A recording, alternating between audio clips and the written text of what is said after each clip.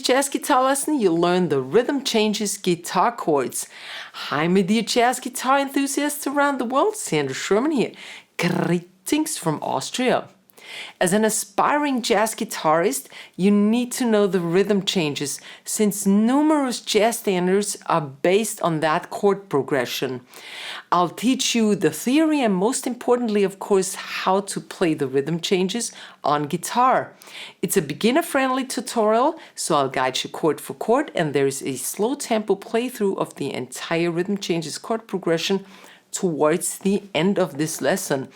I've made tabs and several backing tracks at slow, medium, and fast tempo, so you can practice along, and you can find all that fun stuff down below in the description box.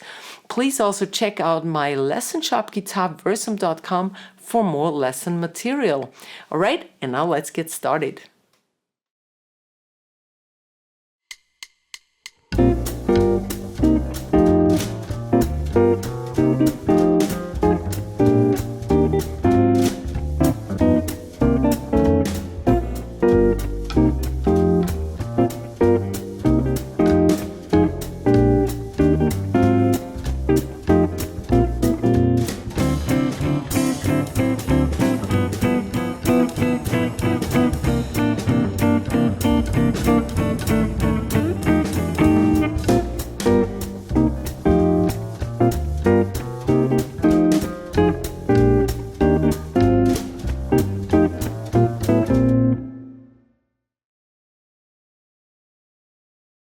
I often get asked, what are the rhythm changes?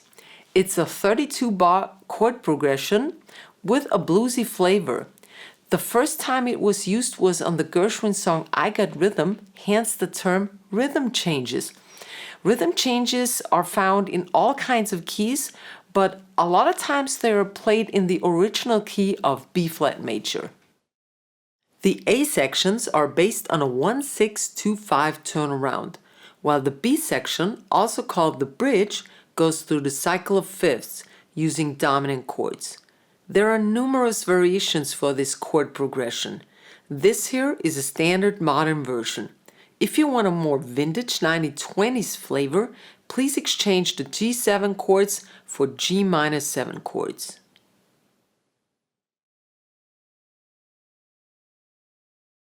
Alright, we're in the key of B-flat, and I play a B-flat 6 on the one chord. That's a B-flat here on the 6th fret, 5 of the inner two strings, and the 6th here on the B string. Now, why do I use this B-flat 6-9 chord and not a B-flat major 7 or B-flat 7? There's two groups of people. One play the B-flat 7, one play the B-flat major 7. And both is valid and both is good. But since we don't know when we're in a session situation, okay, it's good to play this chord because it's neutral. It doesn't have a 7th. You cannot tell if this is a dominant chord or a major group chord. Actually, it sounds like a more major chord, but it doesn't clash against the dominant chord if the other person would play a dominant chord. So this is a safe chord, okay? This is the one chord. The 6 of the 1-6-2-5 progression is the G7 altered. G7 sharp 9 to be exact. 10 is the root G, 9, 10, 11. And this is the modern version. If you want a more vintage version style, I Got Rhythm-like style, just pull your index to the left and you get a G-7. This has more tension though, and this is more modern. Ever since the 40s, we kind of play it that way. And if you're in a band that plays 20 style, you take the G-7 chord, okay? So we go from here, regular jazz rhythm, now the 2-5, C-7, C on the 8, 8, 8, 8. And then you go to the F9, 8, 7, 8, 8, inner 4 strings, 2, 5, gotta memorize that. It's a jazz cadence. And back to the whole thing. 1, 6, 2, 5. But now I use a little different rhythm. Okay, I start on beat 1 and 3. And now for the C minor, I have a break. I play twice. Once all 4 strings, and the second time only the upper D, G, and B strings. And then to the F9. So just a little break in the second bar of these two. Yeah. Right? Now I go to the 2-5-1 chord progression, and that's the F minor 7. This is the major third, so I go 1 to the left to get minor, and I want 7. We have a better voice leading then. 8, 6, 7, 8, and 8, 6, 8, 9. B flat 13. Glide over here with these two, and then wrap your other fingers around. B flat 13, 6, 6, 7, 8. Right? You gotta memorize this. That's a regular 2-5 again, okay? 2, 5, and a resolution 1 chord. You stay here. E flat major 7, 6, 8, 7, 8. I play my little break again. And the 4th degree of the E flat scale, because we're now in E flat. That was the 2, the 5, and the 1 of E flat. And the 4th degree would be an A flat major, but we play an A flat dominant chord. A flat 13. The same as the B flat, but on the 4th string. 4, 4, on the 4th fret, sorry. 4, 4, 5, 6. 2, 5, 1, 4 dominant.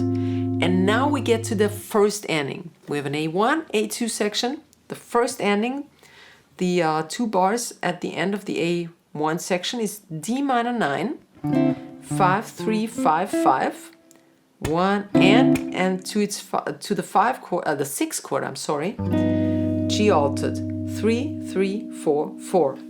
We now have a 3, 6, 2, 5 instead of the 1, 6, 2, 5. A 3 chord substitutes for a 1 chord.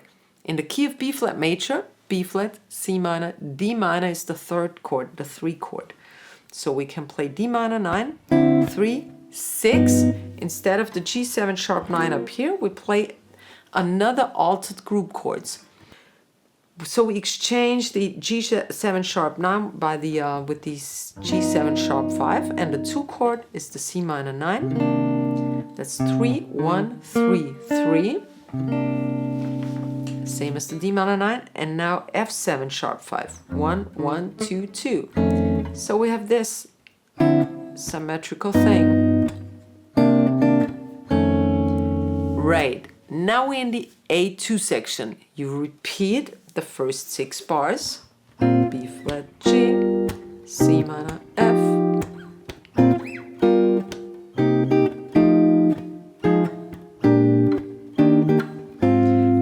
The A2 section has a different ending. Why is that? Because we don't need a 1-6-2-5 or 3-6-2-5. We don't need the 5 at the end because we don't go back to the A section. We now go to the B section, and the B section starts with a different chord, right? So what we want to do is we play a 2-5-1. The 1 is in the A section. So it resolves within the A section and does not have a 5 at the end. And the 2 is a C minor 7, that's the 8th fret. 1 and F9, 8, 7, 8, 8. And here's the 1 chord, again, 6, 5, 5, 6, B flat 6, 9. And I do a little big band style. I go 1, then 1 to the left, and 1 to the right again. All right. Now here's the entire A1 plus A2 section at slow tempo for you. 2, 3, 4.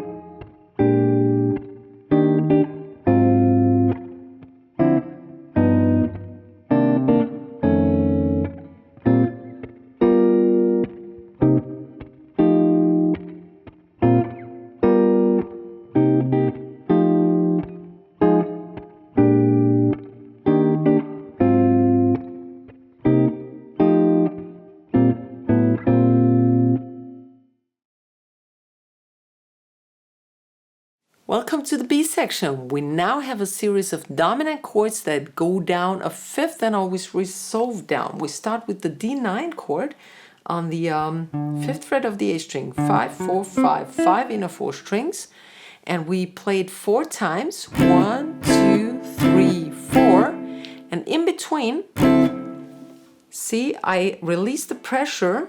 I don't know, can you see that? And then I strum upwards and I have muted dead notes, okay? So it sounds like this. The scratches are not funk scratches. They're really soft, so it's not, but the down strokes are soft too. And I usually use the round side of my pick for that kind of strumming, not the pointy one. I flip the pick around in my hand. I do this. And I also turn down the volume. I don't do it now, so you will hear something. But on stage, I turn my volume down almost all the way to make it sound almost acoustically and get rid of all those loud kind of, I don't know, mids. They don't sound good. Mids don't sound good on this kind of playing, right? We need 2 bars of this.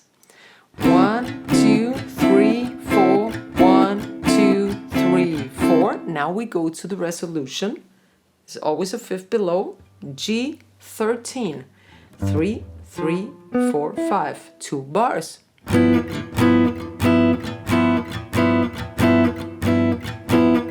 C9, the same as D, but on a C on the 3rd fret. 3, 2, 3, 3 in a 4 strings.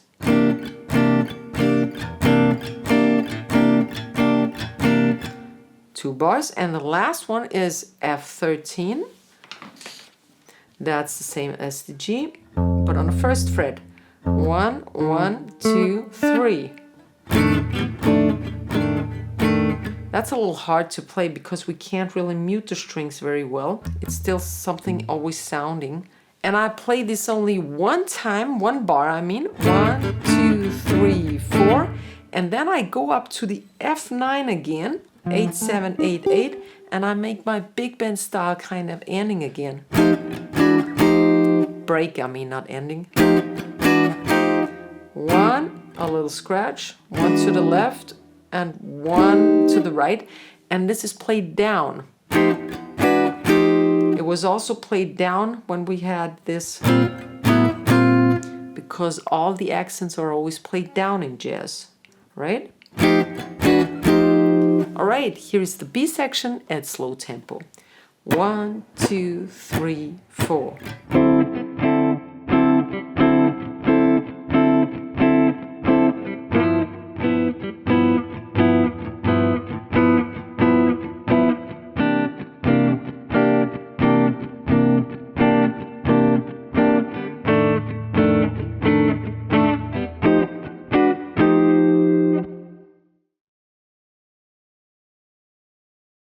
Now for the A3 section, repeat either the A1 section or the A2 section. Why is that? If you want to continue playing, if the song continues now with a soloist or whatever, you play the A1 section that has the turnaround at the end, the 3, 6, 2, 5. Because the 5 goes back to the 1 chord. You repeat the whole song. If you want to end it, you play the A2 ending, which was 2, 5, 1. 2, 5, 1. Right? And you end on the 1.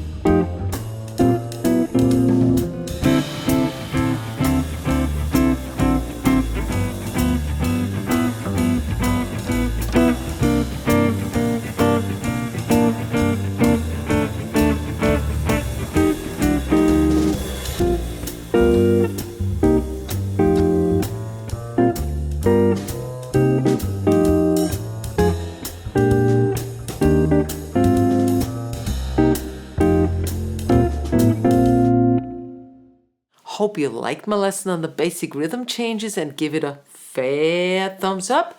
hit that subscribe button and share the love and the knowledge. And please check out my playlist on chords and comping. There's a lot of good lesson material on there. And check out my guitarversum.com lesson shop. See you next week. Servus, baba.